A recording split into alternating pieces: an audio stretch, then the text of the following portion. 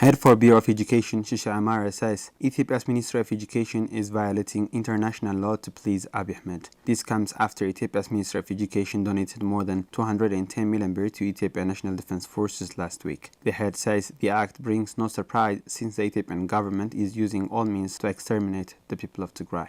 You see, it has been close to 3 years since the total denial of right to education to Tigrayan children. See, as a civic institution, what could Ministry of Education think was, on the ways to devise alternative education systems to Tigrayan children, since they are citizens of Ethiopia, actually. So far, we are citizens of Ethiopia. So by taking this as perspective, what one can expect from Ministry of Education is on modalities to serve the Tigrayan children for their right to education.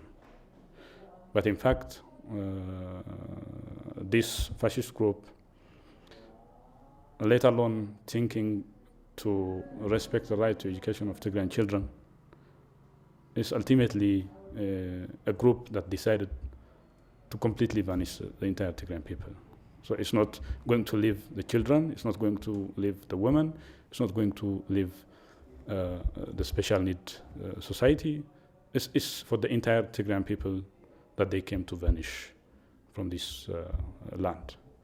So ultimately they are serving their objective, which is pleasing their Lord, Abiy Ahmed. It's really extreme manionship, that one can say.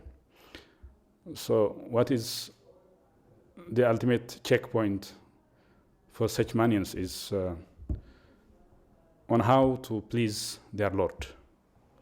So if there is any way for them to please Abiy, they don't care about, what the international conventions, declarations are, prohibiting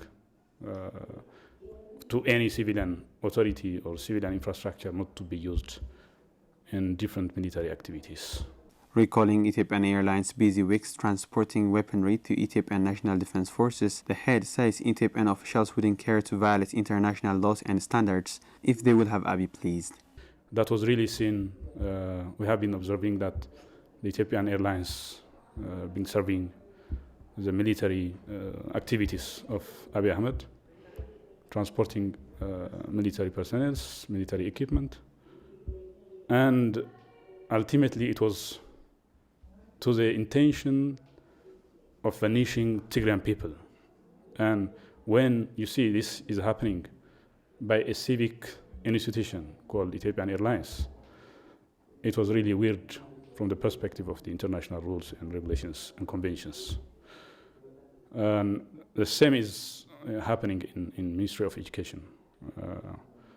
And we know the leadership there is probably one of the best manions of that Lord.